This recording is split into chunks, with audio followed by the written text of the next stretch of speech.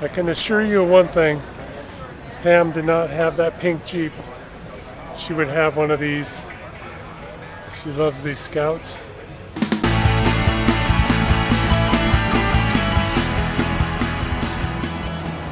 Hey, welcome to 41 Garage and Grill. If you like Jeeps, going on adventures, occasionally throwing something on the grill, then this is the place for you. So smash that subscribe right now. Today we are doing Ride of the Month again. This is a pretty cool one. It's a guy I met in the Wheel Jamboree over in Indy. Name is Greg. He's got this really awesome Scout. Cool story about it, how he built it with his brother. So let's go check it out. Here you go. So like I told you, if Pam didn't have her Jeep, she would definitely have a Scout. So Greg's nice enough to talk to me and kind of walk through the story of this. You've had it how long again? We bought this in '97, and in '97 it was going to be a daily driver, and which is why we sprayed the entire underbody, did all the metal refurbishment underneath it, sprayed it with Rhino liner because it was going to be driven every day. It was going to be my son's first vehicle. Yeah. And as many of us know, through the restoration, things take more time than planned. Absolutely. Went through some other family things. So it took longer. Basically bought him a vehicle for college, and I took over the Scout, and from that point, my brother and I, we designed, fabricated, installed the whole suspension. Can you talk about that just briefly? Like you were telling me about how you did the rear end with the disc brakes and everything. Yeah, actually what it is, it's running the 1970 stock drivetrain, except for the axles. We went with Scout 2 axles off a 1977 Scout. And while doing it, going to the bigger tires, making it more drivable, we went through and put disc brakes on all four corners.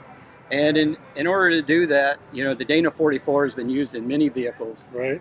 We used the backer plates out of a 78 Chevy Blazer, and they bolt directly onto the Dana 44s. There's some design work that had to be done, basically a spacer for the rear disc to get them centered on the rotors. And it was as simple as that, really. I mean, there was some work. Well, you make it sound easy, I'll say that, but I'm sure there was a lot of trial and error going into all that. There was. So, the suspension on it, I sat down on the computer, I drew it all out even before I started cutting metal, and went out at Metal Supermarket, they're my buddies, and purchased the metal, and got to know them pretty well through the whole project. Took it, cut it, all myself, milled it, bent it, machined it, painted it, and putting the Dana 44s in there, we ended up cutting the knuckles loose on the front axle. To get the steering correct, we've got it setting at 11 degrees, and I can go 70 plus down the interstate if I want. And we drove it 20-some thousand miles at this point. What kind of gearing do you have in it then? We have 373s because I knew what it was going to be used for. I don't take it off. I don't rock climb with it. I mean, I'm a street rodder at heart. Sure. I love trucks, and I mean, you can tell I've been coming here for 33 years, and trucks are my passion. But I've got that street rodder blood. Hence the flames. Hence tradition stuff. I grew up 33 miles from the plant where this was built. And so around home, people look at this, and I meet a lot of family that worked at that plant. Oh, cool. How neat is that? It's a great opportunity. I mean, meet people that were test drivers.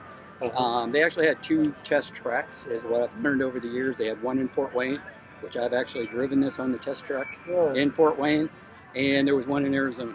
Where they would load them up on the semi. And the guys I talked to, we're at a local cruising. It's like 9 o'clock at night.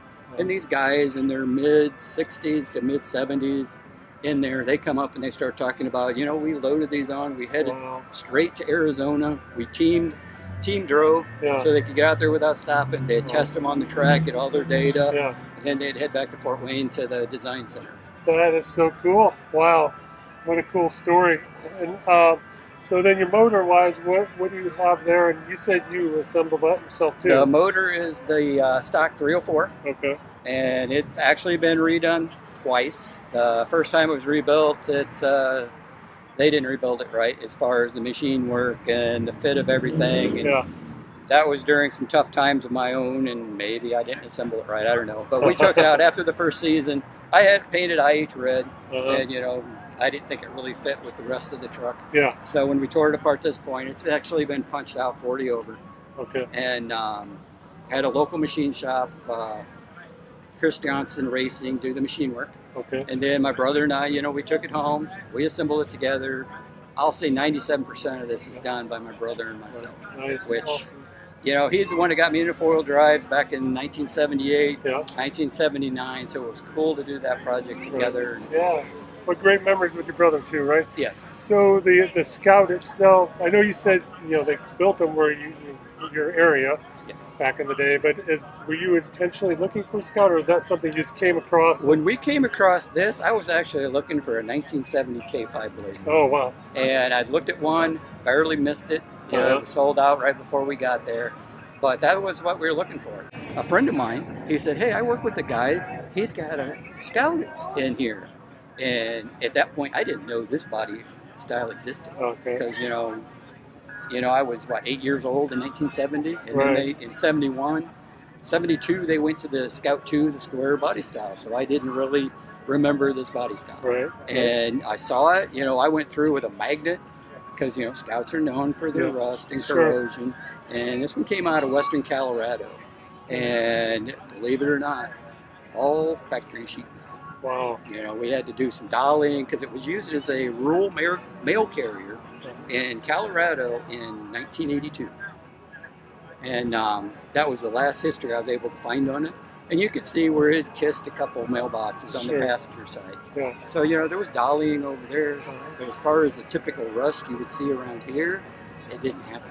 Nice. I mean, there was a lot of dollying to do on it, a lot of straightening, That's but awesome. it's all original sheet metal. That is incredible. So you found it in Colorado, or you? No, a friend was of mine. in this area. A friend of somebody mine had it? up around the Fort Wayne area is Okay. where we're from.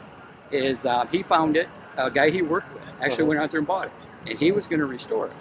And he was into big block Corvettes, Okay. so he needed to liquidate some stuff I see. so he could get the next big block Right. that he already found. Right. So, my friend told us about it. We went over. I crawled underneath it, specced it out, brought it home that day. Nice. And from that point on, just slowly taking it apart. Right. And it was through the tough times, it ended up being a 6-year restoration. And And from that first time you finished it, have you done any major changes since then, or is No. it pretty much how it was? no major, like I said, after that first season, we Yeah. pulled the motor Yeah. because we actually had the wrist pins were too Okay. tight. Yeah. Piston was slapping, the skirt was slapping the cylinder wall. Okay. So went through all of that, rebuild everything. That's the last major we've done. I've done little detail stuff, Yeah. covering bolts, making it pretty. Right. Because it's basically my hot rod. I take it to all kinds of shows, Yeah. and just proud of it. Proud Well, that you it's should be. a brother. Brothers did it together, Right. and just proud of that. Right. And then on top of all this, you have this trailer over there that I'll get in a second. But the trailer, how did that come about? Is just The trailer, it was probably about 2000. It was 2005. I had just gotten remarried. We bought a different house. I put a pole building in. Okay. And my boss, I work in a defense contractor, Uh-huh. and him and his brother had started a company. They were making these tailgater Jeep trailers, and they had all the molds made, and they were actually being formed at that time in Illinois. Okay. So Moline, Illinois is where the first one was formed, and they went through all that process. And Ron knew I did this. Had pictures. I've got another show truck from back in the late '80s, early '90s. He had seen that. He was my boss, but he's more of a friend and a mentor. Uh-huh. And we went through, and he said, "Hey, would you do some body and paint work for us?" So the concrete and my approach on my shop was done 2 days, and we hand carried the first body into my shop. Wow. And I set up a temporary booth in there, and we shoot it to match his Jeep at the time. It was a white YJ. Uh-huh. And it basically from there were only 4 trailers ever made. I own 2 of them. I own the prototype. It's got over 1 million miles on it. Wow. And then the one I actually purchased, and we worked out a deal, of course, Yeah. is it was scrapped out of the mold. So I had a Okay. lot of glass work to do, a lot of gel work to do. So over a winter, instead of carrying like a 4-day supply of stuff inside our Scout, we can put it in that trailer and we can pull it anywhere we want. Nice. That trailer's probably went 10,000 miles at this Wow. point, just to shows. Wow. And they had pulled them to Moab. Wow. The original one that I own, and then the first one I painted, they pulled them both to Moab and back. Wow. And they're neat deals, but Yeah, like I it's said, cool. they It's never a cool addition to it. they never got it marketed fully. Uh-huh. So we only built 4 of them. Yeah. But yeah, I did all the paint work. I've Nice. repainted parts of the prototype. Cool, man. So, Well, awesome story, man. I appreciate you taking time talking to me about that. Like I said, I love the Scouts. My wife loves them more than I do. And if she didn't have her Jeep, she'd have one of these. but after you buy one harvester, you end up with several of them, you know? Yeah. So, all right. Well, thanks again. All right. What'd you think of that Scout? It's pretty awesome, right? Awesome paint job. Cool trailer he's able to build for it, and always have those memories with his brother of when they were able to put it together. So, you know, Greg's like me. He likes sharing the stories of the vehicles. I appreciate you taking the time to share that with us, Greg, and look forward to seeing you next year at the Jamboree. You guys put something in the comments below. Let him know what you think about his Scout. And if you like this video, give me a big thumbs up. If you like the series, give me another thumbs up. Hit that bell if you want to be notified when more videos come out. And until the next one, oh wait, not yet. Make sure you subscribe. If you're not subscribed, hit that subscribe button right now. And then you'll be on board with all of us for the future. So anyways, we'll see you guys on the next one. Boom!